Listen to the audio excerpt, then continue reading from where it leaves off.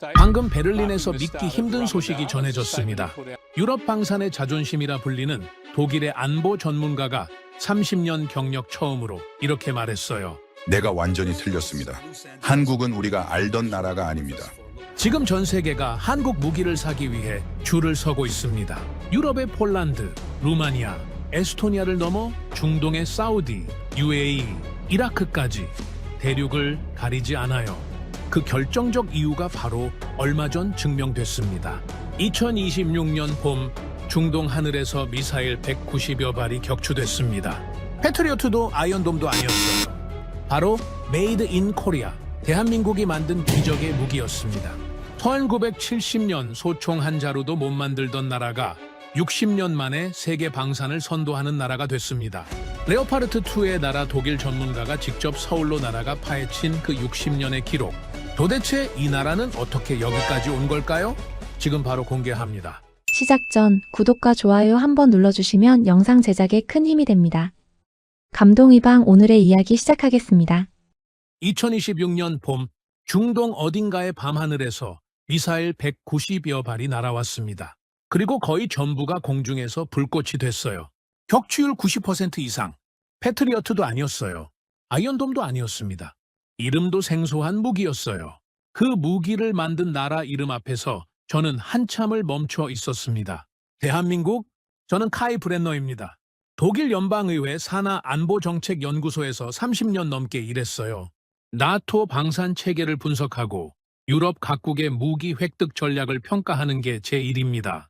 러파르트2가 왜 세계 최고의 전차인지, PZH-2 운천이 왜 자주포의 기준이 되는지, 저는 그 숫자들을 누구보다 잘 압니다. 독일 방산에 대한 자부심이 있었어요. 아니, 정확히 말하면 당연하다고 생각했습니다. 유럽 방산의 중심은 독일이니까요. 그런데 2026년 3월 그 당연함이 흔들렸습니다. 보고서에는 숫자가 있었어요. 탄도미사일 174발 중 161발 격추, 드론 689기 중 645기 격추, 순항미사일 8기 전량 격추, 이란이 UAE를 향해 퍼부은 공격을 단 2개 포대로 막아낸 기록이었습니다. 격추율 90% 이상. 저는 그 숫자를 3번 읽었어요. 믿기지 않았거든요. 패트리어트를 생각해봤습니다. 미국이 60년 넘게 갈고 닦은 체계예요. 세계 방공시장의 절대 강자죠. 미사일 한 발에 최소 30-70만 달러.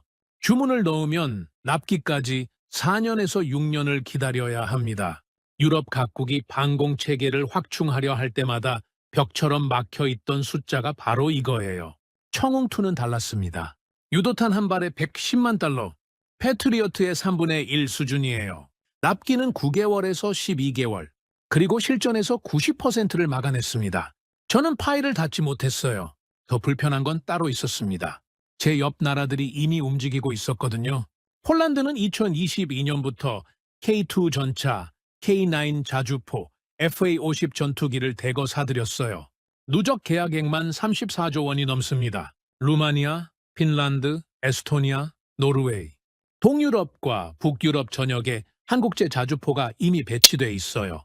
독일제 무기를 제치고 한국 무기가 유럽을 채우고 있었습니다. 저는 그걸 불편하게 지켜봤어요. 솔직히 말씀드리면요. 독일이 레오파르트2를 우크라이나에 보내는데 1년을 망설이는 동안 한국은 계약서에 도장을 찍고 몇 달 안에 물건을 보냈습니다.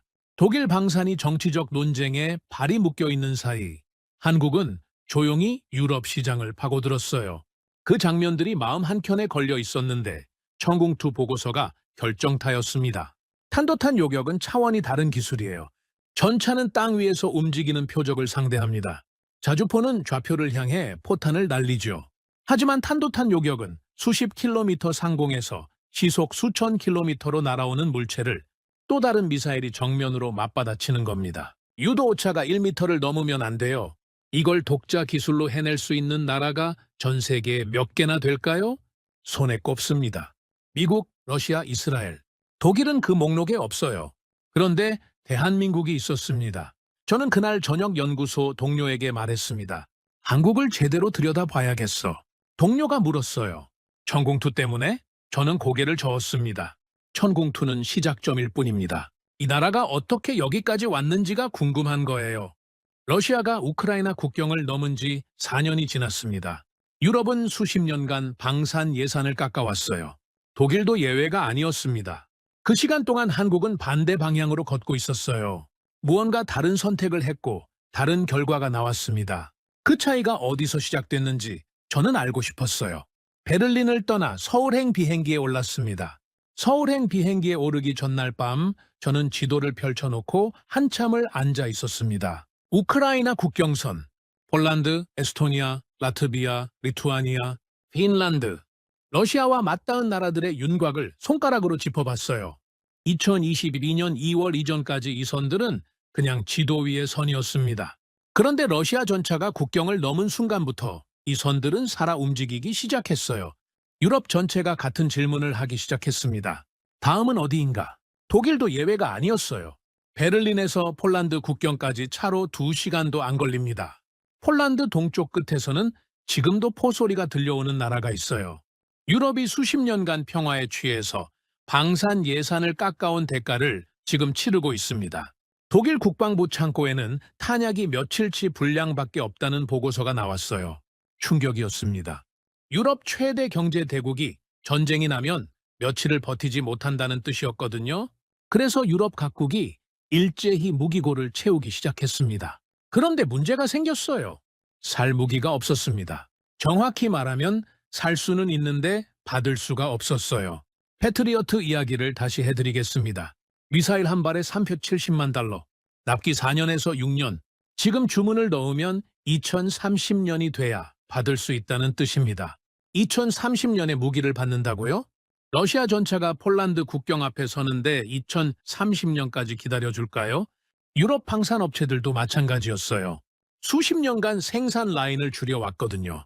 전쟁이 없으니까요.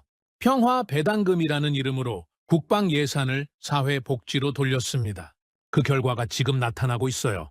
독일 라인메탈이 포탄 생산을 늘리겠다고 발표했지만 공장을 새로 짓고 인력을 훈련시키는 데만 몇 년이 걸립니다. 수요는 폭발했는데 공급이 따라가질 못해요. 바로 이 틈을 한국이 파고들었습니다. 처음에 저는 그냥 시장 논리라고 생각했어요. 싸고 빠르니까 사는 거다. 그런데 숫자를 들여다보니 단순한 가성비 이야기가 아니었습니다. 2022년 폴란드가 한국과 체결한 계약 규모를 아십니까? K2 전차 1000대, K9 자주포 672문, FA-50 전투기 48대, 천무 다연 장로켓 288문, 1차 계약 규모만 124억 달러, 우리 돈으로 17조 원이 넘었어요. 그리고 2025년 K2 전차 2차 계약이 추가됐습니다. 약 9조 원 규모, 단일 방산 수출 계약으로는 사상 최대였어요. 폴란드와의 누적 계약액만 34조 원을 넘어섰습니다. 폴란드가 왜 독일 무기 대신 한국 무기를 샀는지 저는 그게 불편했어요. 독일과 폴란드는 EU 파트너입니다. 지리적으로도 붙어 있어요. 그런데 폴란드 대통령은 나토 본부에서 한국산 무기를 두고 이렇게 말했습니다. 불과 몇 달 안에 공급할 수 있는 최신 무기라고요. 몇 달, 그게 핵심이었습니다. 폴란드만이 아니었어요. 루마니아가 K9 자주포 54문을 계약했습니다. 핀란드, 에스토니아, 노르웨이에는 이미 K9이 배치돼 있어요. 에스토니아는 천무 계약을 체결했고 발트 3국 전체로 확산을 검토하고 있습니다. 지도를 다시 펼쳐보면 북유럽에서 동유럽까지 한국제 무기가 유럽의 방어선을 채우고 있었어요. 저는 그 지도를 한참 바라봤습니다. SIP리 데이터를 찾아봤어요. 2020년에서 2024년 사이 한국 방산 수출의 53%가 유럽으로 향했습니다. 절반이 넘어요. 그리고 그 유럽 수출의 46%가 폴란드 한 나라였어요. 한국이 유럽 방산 시장에서 차지하는 비중이 빠르게 커지고 있었습니다. 미국도 프랑스도 독일도 채우지 못한 자리를 한국이 채우고 있었어요. 독일 방산의 자존심이라고 생각해온 저에게 이건 단순한 시장 변화가 아니었습니다. 뭔가 근본적인 게 달라지고 있다는 신호였어요. 납기, 가격, 신뢰성. 이 세 가지에서 한국이 유럽 전통 방산 강국들을 앞서고 있었습니다. 그리고 이제 천공투가 실전에서 90% 요격률을 기록했어요. 지상 무기에서 시작된 한국의 유럽 진출이 방공 체계로까지 확장되려 하고 있었습니다. 저는 질문을 바꿔야 한다라고 생각했어요. 왜 한국 무기를 사는가가 아니었습니다. 어떻게 한국이 이런 무기를 만들 수 있었는가? 그게 진짜 질문이었어요. 그 답을 찾으러 가는 길이었습니다.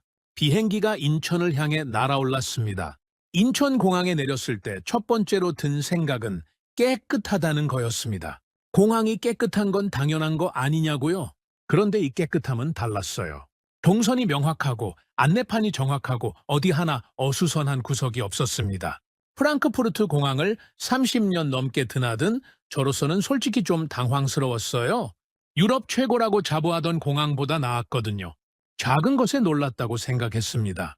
그런데 이게 시작이었어요. 서울 시내로 들어오는 길에 지하철을 탔습니다. 배차 간격이 2분이었어요. 좌석은 깨끗했고 냉방은 정확했고 안내방송은 4개 언어로 나왔습니다. 독일 베를린 지하철이 떠올랐어요. 연착은 일상이고 파업은 연례 행사인 그 지하철이요. 저는 속으로 웃었습니다. 반성이었어요. 그런데 저는 관광을 하러 온 게 아니었습니다. 서울에서 첫 번째로 만난 사람은 한국 방산업계 관계자였어요. 저녁 식사 자리였는데 테이블에 앉자마자 제가 물었습니다. 청홍투 국산 화율이 정말 95%입니까? 그분이 젓가락을 내려놓으며 답했어요. 90%가 넘습니다. 나머지 5%도 핵심 기술은 아니에요. 저는 그 말을 흘려들을 뻔했습니다. 그런데 숫자를 생각해보니 가볍지 않았어요. 탄도탄 요격 체계를 독자 기술로 개발한다는 게 어떤 의미인지 설명을 드릴게요. 이건 소총을 국산화하는 것과 차원이 달라요. 레이더가 있어야 합니다. 수십 킬로미터 밖에 작은 표적을 정밀하게 탐지하고 추적하는 레이더요. 유도 알고리즘이 있어야 해요.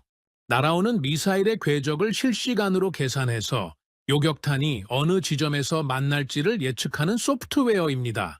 추진기관이 있어야 하고 탄두가 있어야 하고 발사체계가 있어야 해요. 이 모든 것을 하나로 묶어서 실전에서 작동하게 만드는 체계 통합 기술이 있어야 합니다. 이걸 독자적으로 해낸 나라가 전 세계에 몇 개인지 아십니까? 미국, 러시아, 이스라엘 정도입니다. 이스라엘도 미국의 기술 협력을 받았어요. 완전한 독자 기술로 보기엔 제한이 있습니다. 그렇게 따지면 손가락 2-3개로 꼽힐 수준이에요. 독일은 그 목록에 없습니다. 그런데 대한민국이 있었어요. 다음 날 저는 방산 관련 연구기관을 방문했습니다. 연구원들을 만났어요.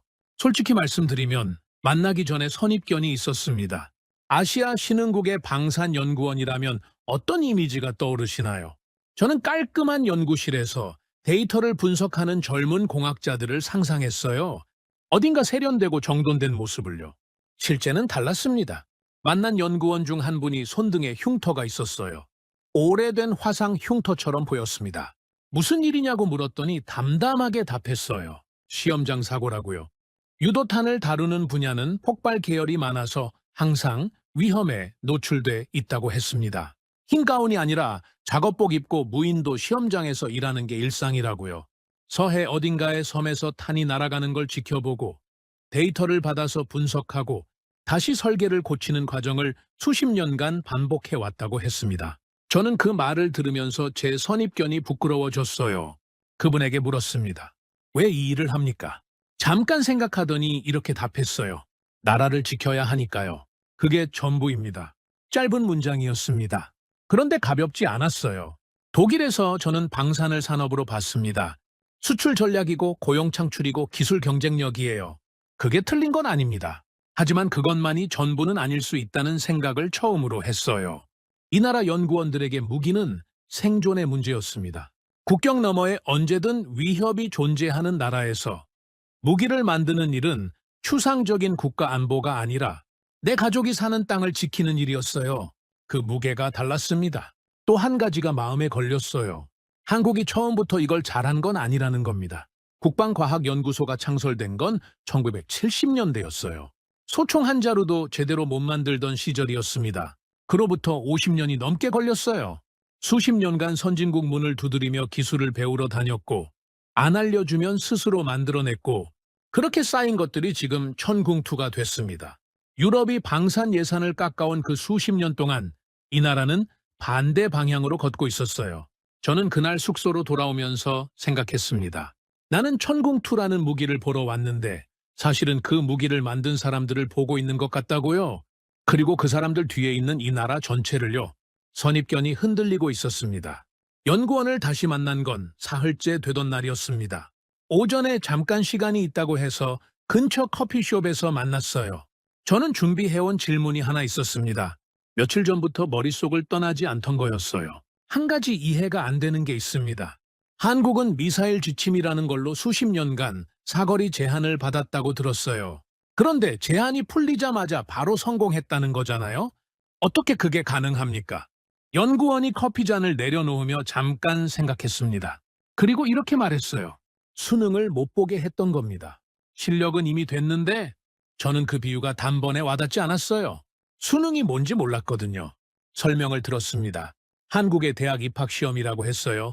그러니까 이런 뜻이었습니다. 공부는 다 끝냈어요. 시험만 보면 합격인데 시험을 못 보게 막아놓은 거라고요. 그러면 그 기간 동안 뭘 했습니까? 복습했죠. 자습하고 또 복습하고. 저는 잠시 말을 잇지 못했습니다. 한미 미사일 지침 이야기를 찾아봤어요. 1979년에 처음 만들어진 협정이었습니다. 한국이 개발할 수 있는 미사일의 사거리와 탄도 중량을 제한하는 내용이었어요. 냉전 시대의 산물이었지만 수십 년간 유지됐습니다. 사거리 800km 이상의 미사일을 한국은 개발할 수 없었어요. 그런데 국방과학연구소는 멈추지 않았습니다. 쏠 수 없는 미사일을 만들 수는 없었어요. 하지만 쏠 수 있게 됐을 때를 위한 기술은 쌓을 수 있었습니다. 추진기관 연구를 했어요. 유도 알고리즘을 다듬었습니다. 레이더 탐지 정확도를 높였어요. 시험을 볼 수 없으니 교과서를 반복해서 읽은 겁니다. 그것도 수십 년간요. 2021년 한미 미사일 지침이 완전히 해제됐습니다. 그리고 그로부터 얼마 지나지 않아 한국은 사거리 제한 없는 미사일 시험에 성공했어요. 수십 년을 기다려온 나라의 속도였습니다. 저는 연구원에게 물었어요. 그 기간이 억울하지 않았습니까? 할 수 있는데 못하게 막혀 있었던 거잖아요. 그분이 조용히 답했습니다. 억울하다고 멈출 수는 없었어요. 우리가 안 하면 아무도 안 해주거든요. 국방과학연구소 말고는 이 나라에 이 일을 할 수 있는 곳이 없었습니다. 그 말이 오래 남았어요. 저는 독일 통일을 떠올렸습니다. 1990년 동독과 서독이 하나가 됐을 때 서독은 동독의 기술 자산을 흡수했어요. 동독 과학자들이 개발해온 것들이 있었거든요. 그런데 그 과정에서 나토의 눈치를 봐야 했습니다. 어디까지 흡수하고 어디서 멈춰야 하는지 동맹국들의 시선을 의식해야 했어요. 할 수 있는 것과 해도 되는 것 사이에서 선택을 해야 했습니다. 한국이 겪어온 것과 구조가 비슷했어요. 외부의 제한 속에서 할 수 있는 범위 안에서 할 수 있는 것들을 최대한 쌓아온 시간들이요. 차이는 하나였습니다. 독일은 그 제한을 받아들이고 거기서 멈춘 부분이 있었어요. 한국은 제한 안에서도 계속 움직였습니다. 멈추면 아무도 대신해주지 않는다는 걸 알았으니까요. 오후에는 미사일 지침 해제 전후의 기록을 더 찾아봤습니다. 흥미로운 게 하나 있었어요. 지침이 해제되자마자 한국이 바로 시험에 성공하니까 외신들이 이런 반응을 보였어요. 미리 다 만들어놨던 거 아니냐고요? 숨겨뒀다가 꺼낸 거 아니냐고요? 그 반응이 재미있었습니다. 숨겨둔 게 아니에요. 쏘지 못했을 뿐이에요. 수십 년간 교과서를 달달 외우고 있었는데 시험장 문이 열리자마자 답안지를 써낸 겁니다. 그게 준비된 나라와 그렇지 않은 나라의 차이였어요. 저는 그날 저녁 숙소 창밖을 바라보면서 생각했습니다. 베를린에서 저는 방산을 전략으로 봤어요.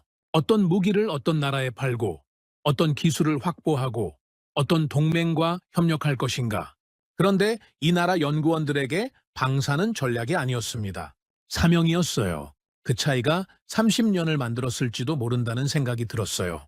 날짜를 기억하는 사람이 있었습니다. 연구소에서 만난 한 연구원이 처음 그 날짜를 꺼냈어요. 아무렇지 않게 그냥 날짜 하나를 말하듯이요. 그런데 말하는 표정이 달랐습니다. 10년이 지난 일을 어제처럼 이야기하는 사람의 얼굴이었어요. 2016년 2월 23일입니다. 오전 11시쯤이었어요. 저는 받아 적었습니다. 그날이 뭔지 설명해 드릴게요.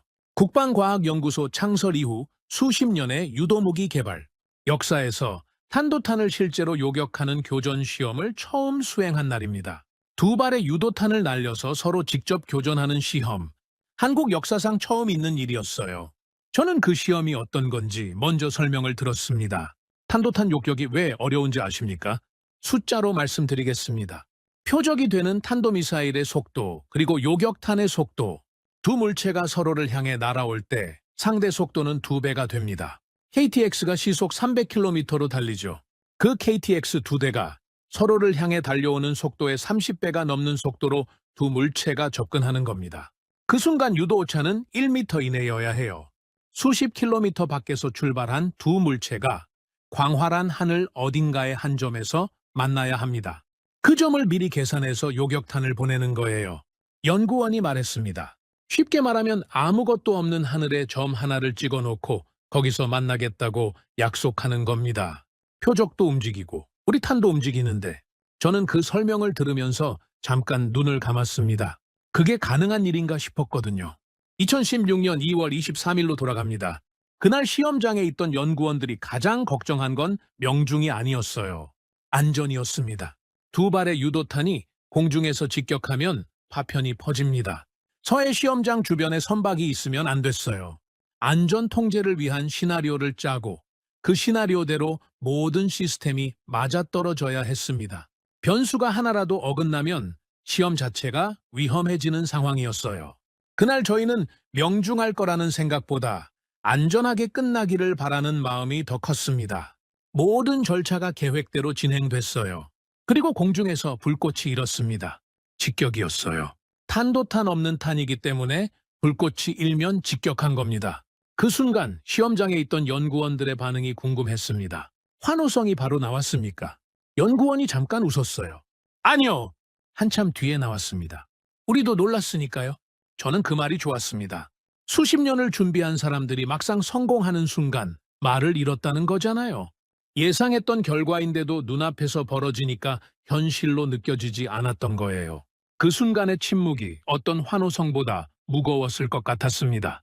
이 시험 하나에 얼마나 많은 것이 걸려 있었는지 숫자로 보여드리겠습니다. 국방과학연구소는 청웅체계를 개발하면서 30개의 기술 영역으로 나눠 팀을 구성했습니다. 팀마다 적게는 두세 명, 많게는 수십 명이 각자의 기술 분야를 파고들었어요. 레이더, 유도 알고리즘, 추진기관, 탄두, 발사체계, 체계 통합. 이 모든 것이 하나로 맞아떨어져야 그날의 불꽃이 가능했습니다. 그리고 그 투자의 결과가 어떻게 됐을까요? 개발에 투입된 자원 대비 경제적 효과를 분석한 자료가 있었어요.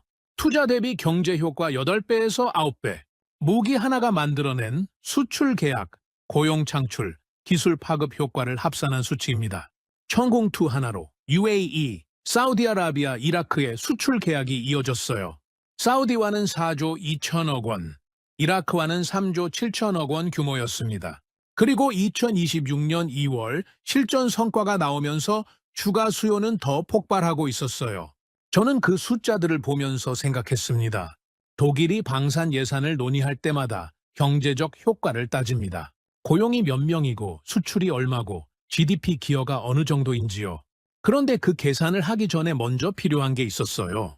2016년 2월 23일 오전 11시처럼 실제로 작동한다는 증명이요. 숫자는 그 다음이었습니다. 연구원과 헤어지면서 저는 한 가지를 더 물었어요. 그날 이후로 달라진 게 있습니까? 그분이 잠깐 생각하다가 답했습니다. 그전까지는 될 거라고 믿었어요. 그날 이후로는 된다는 걸 알았습니다. 믿음과 알매 차이. 저는 그 한 문장을 수첩에 받아 적었습니다. 연구원이 이야기를 꺼낸 건 제가 묻지 않았을 때였습니다. 점심을 먹고 나서 커피를 마시던 중이었어요. 대화가 잠깐 끊겼을 때 그분이 말했습니다. 재밌는 이야기 하나 해드릴까요? 저는 고개를 끄덕였어요. 물고기 얘기입니다. 처음엔 무슨 말인지 몰랐어요. 무기 개발 이야기를 하다가 갑자기 물고기라니요. 그런데 듣다 보니 이게 물고기 이야기가 아니었습니다. 천궁 기본형을 개발하던 초기 시절 이야기라고 했어요. 비행 시험을 했는데 탄이 비정상 비행을 했습니다. 연구원들이 쓰는 표현이 비정상 비행이지 쉽게 말하면 실패였어요. 탄은 바다로 떨어졌습니다. 문제는 그 다음이었어요. 왜 실패했는지 알 수가 없었습니다. 비행 데이터를 분석했어요. 각 팀이 자기 분야를 들여다봤습니다. 그런데 원인이 명확하게 잡히지 않았어요. 추진기관팀은 자기 쪽 문제가 아니라고 했습니다. 유도팀도 마찬가지였어요. 서로 자기 설계에는 문제가 없다고 했습니다. 그런데 탄은 분명히 바다에 떨어져 있었어요. 연구원이 말했습니다. 미사일 개발의 가장 어려운 점이 바로 그겁니다. 스마트폰은 켰다 껐다 하면서 어디가 문제인지 볼 수 있잖아요. 미사일은 한 번 쏘면 없어져요. 증거가 사라지는 겁니다. 저는 그 말을 듣고 처음으로 그 어려움의 실체가 느껴졌습니다. 생각해보면 당연한 얘기예요. 자동차가 고장나면 정비소에 가져가서 열어볼 수 있습니다. 비행기가 추락하면 블랙박스를 회수해요. 그런데 미사일은 터지거나 바다에 가라앉습니다. 남는 건 비행 중에 수집한 데이터뿐이에요. 그 데이터만으로 무엇이 잘못됐는지를 역으로 추적해야 합니다. 원인을 찾지 못한 채 다음 시험을 준비하고 있었어요. 그런데 시험을 일주일 앞두고 연락이 왔습니다. 서해 어딘가에서 조업하던 어부가 그물에 뭔가를 건졌다고 했어요. 금속 파편이었습니다. 그 파편에 국방과학연구소라는 글자가 찍혀 있었어요. 연구팀이 현장으로 달려갔습니다. 건져낸 잔해를 살펴봤어요. 추진기관의 연소관이었습니다.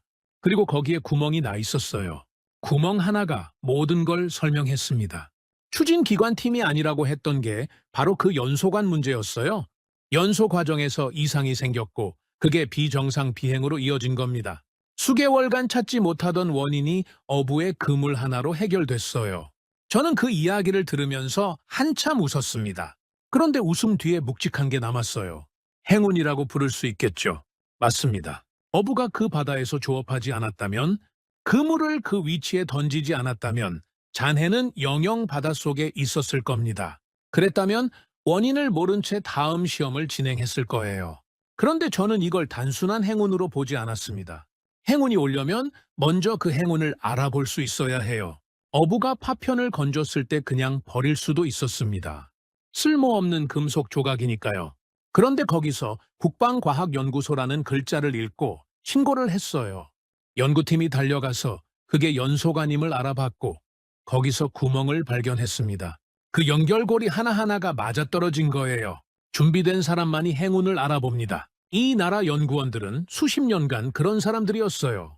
연구원에게 물었습니다. 그 후로 원인을 못 찾는 경우도 있었습니까? 물론입니다. 지금도 있어요. 그럴 때는 확보된 비행 데이터만으로 추정을 해야 합니다. 여러 팀이 각자의 분석을 내놓고 토론하고 결론을 내려요. 틀릴 수도 있어요. 그러면 다음 시험에서 또 확인하는 거죠. 그 과정이 얼마나 걸립니까? 짧으면 몇 달, 길면 몇 년입니다.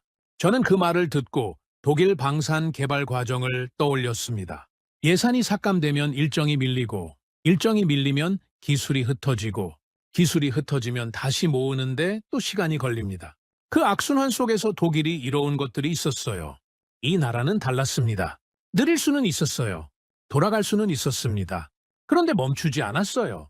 어부의 그물에서 잔해를 건져내는 행운이 와도 아무도 찾지 않으면 그냥 고철 덩어리일 뿐입니다. 멈추지 않았기 때문에 그 행운이 의미가 됐어요. 숙소로 돌아오는 길에 서해 방향으로 노을이 지고 있었습니다. 저는 저 바다 어딘가에 아직도 잔해들이 있겠다고 생각했어요. 수십 년간의 시험들, 성공과 실패의 흔적들이요. 그리고 그 잔해 위에 지금의 청웅투가 서 있다는 것도요.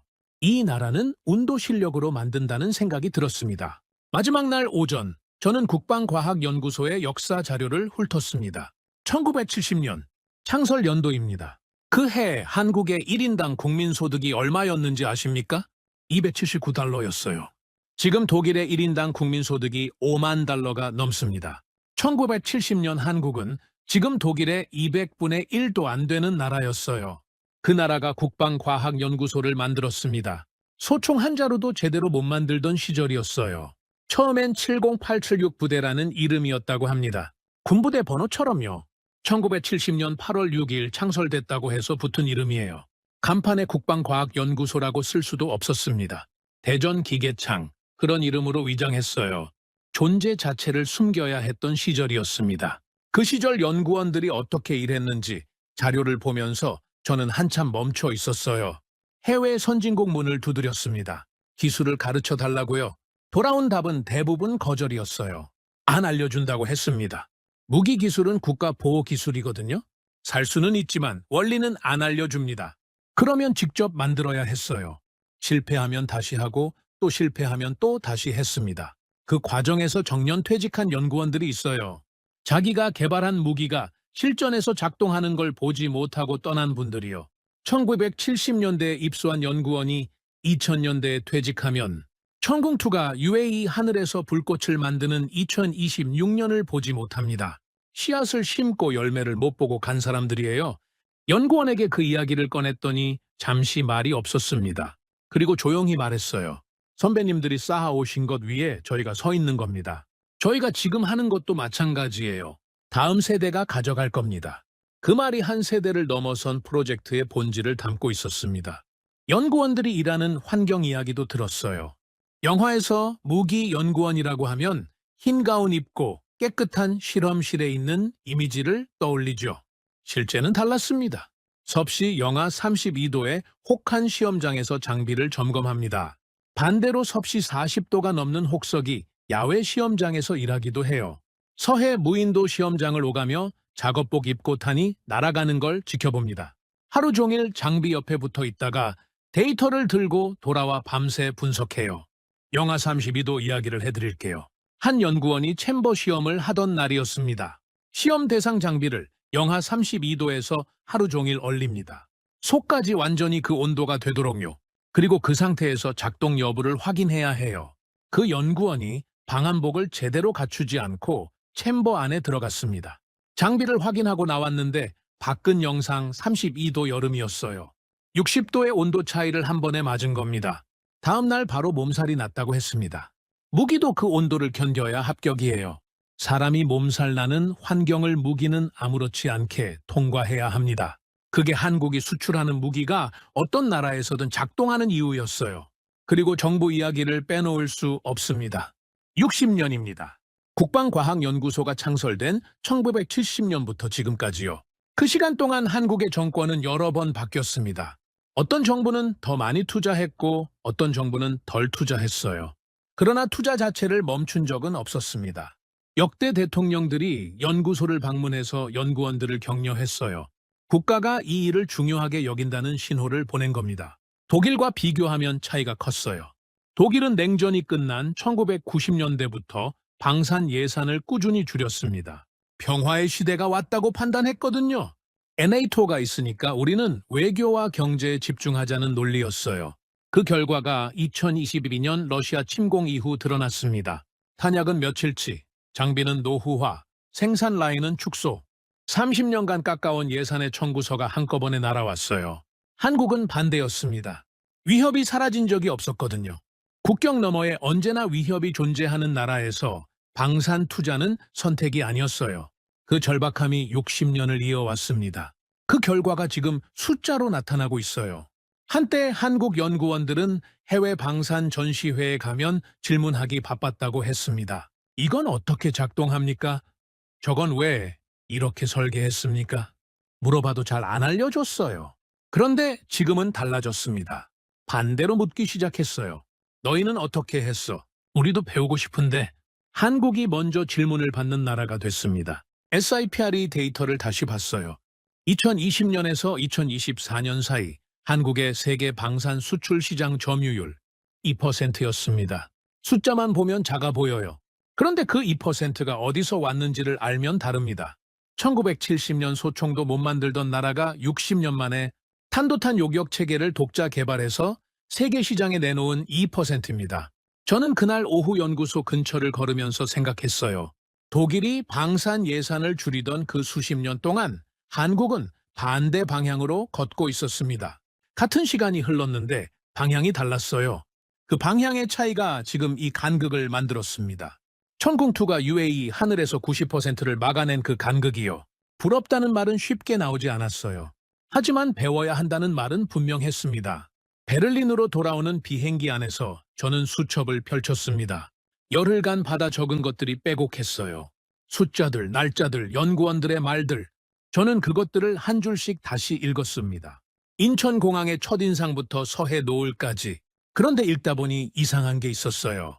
제가 받아 적은 건 무기 이야기인데 읽히는 건 사람 이야기였습니다. 비행기가 독일 상공에 들어설 즈음 저는 보고서의 첫 문장을 어떻게 쓸지 생각하고 있었어요. 베를린에 도착하고 사흘이 지났습니다. 연구소 동료들이 물었어요. 어땠어? 기대한 대로였어? 저는 잠깐 생각했습니다. 기대한 것보다 훨씬 달랐어. 보고서를 쓰기 시작했습니다. 천궁2의 재원, 가격, 납기, 요격률. 기술적 분석이 먼저 나왔어요. 그런데 쓰다 보니 그 숫자들만으로는 뭔가 빠진 느낌이 들었습니다. 숫자는 결과예요. 저는 그 결과가 어디서 왔는지를 설명해야 했어요. 보고서 중간에 이런 내용을 넣었습니다. 1970년 창설, 소총도 못 만들던 시절, 해외에서 안 알려준다고 했을 때 직접 만들어낸 시간들, 미사일 지침이라는 족쇄 속에서도 멈추지 않은 연구소, 2016년 2월 23일 첫 교전 시험에서 환호성보다 침묵이 먼저 나온 이유, 어부의 그물에서 건진 연소관 하나가 설계를 바꾼 이야기, 영하 32도 시험장에서 작업복 입고 일하는 연구원들, 그리고 마지막에 이 문장을 썼습니다. 천공투는 무기가 아니다. 국가가 스스로를 믿은 증거다. 동료가 그 문장을 읽고 말했어요. 보고서에 이런 문장이 들어가도 돼? 저는 웃으면서 답했습니다. 이게 팩트야. 60년간 정부가 연구소를 믿었습니다. 연구소는 그 믿음을 배신하지 않았어요. 선배 세대가 심은 씨앗을 다음 세대가 키웠고 또 다음 세대가 열매를 맺었습니다. 그 연결고리가 끊기지 않았어요. 천궁2는 그 연결고리의 현재 이름이었습니다. 숫자로 다시 정리해 볼게요.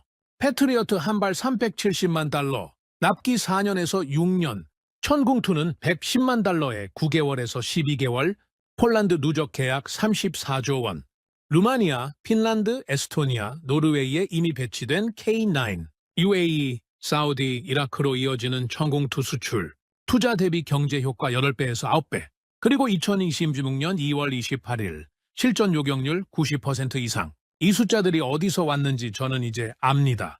1970년 279달러짜리 나라에서 왔어요. 소총도 못 만들던 나라에서 왔습니다. 안 알려준다는 말을 들으면서도 멈추지 않은 사람들에게서 왔어요. 쏠 수 없었던 수십 년을 버텨온 연구소에서 왔습니다. 2016년 2월 23일 오전 11시 환호성 대신 침묵으로 성공을 맞이한 그 시험장에서 왔어요. 그리고 한 연구원의 말에서 왔습니다. 서울을 떠나기 전날 저녁 마지막으로 만난 연구원이 있었어요. 식사를 마치고 헤어지면서 제가 물었습니다. 이 일을 왜 합니까? 30년 넘게요. 그분이 잠깐 웃었습니다. 그리고 말했어요. 두 아들이 안전한 나라에서 살기를 바랍니다. 그래서 일합니다. 저는 그 말을 듣고 한참 아무 말도 못했어요. 독일에서 저는 방산을 산업으로 봤습니다. 수출 전략이고 기술 경쟁력이고 GDP 기여율이에요. 틀린 건 아닙니다. 그런데 그것만이 전부라고 생각했던 게 틀렸어요. 이 나라 연구원에게 방산은 두 아들이 사는 땅을 지키는 일이었습니다. 그 무게가 달랐어요. 그 무게의 차이가 60년을 만들었습니다. 보고서를 제출하고 며칠이 지났어요. 연구소 회의에서 동료가 물었습니다. 천궁2, 우리도 도입 검토해야 할까? 저는 잠깐 생각했어요. 그리고 답했습니다. 도입 여부보다 먼저 물어야 할 게 있어. 우리는 60년을 그렇게 걸어올 수 있었나? 회의실이 잠시 조용해졌습니다. 그 미사일은 중동 하늘에서 왔어요. 그런데 진짜 질문은 그게 아니었습니다. 그 미사일은 어디서 왔는가? 답은 60년의 신뢰에서 왔습니다. 한 세대가 다음 세대에게 건넨 설계돼서 왔어요. 두 아들이 안전한 나라에서 살기를 바라는 마음에서 왔습니다. 저는 수첩을 덮었습니다. 창밖에 베를린 하늘이 보였어요. 흐렸습니다. 그런데 이상하게 선명하게 느껴졌어요. 여러분, 오늘 이야기는 여기까지입니다. 1970년 소총 한 자루도 못 만들던 나라가 있었습니다. 그 나라가 56년이 지난 지금 중동 하늘에서 미사일 190여 발을 막아냈어요. 한 독일 연구원이 그 숫자 앞에서 멈춰 섰고 저도 오늘 그 자리에 함께 서 있었습니다. 천궁2는 무기입니다. 그런데 동시에 60년의 신뢰이고 한 세대가 다음 세대에게 건넨 설계도이고 두 아들이 안전한 나라에서 살기를 바라는 마음이에요. 여러분은 어떻게 생각하십니까? 댓글에 대한민국 최고 한 글자만 남겨주세요. 지금까지 감동의방이었습니다. 긴 영상 끝까지 시청해 주셔서 감사합니다.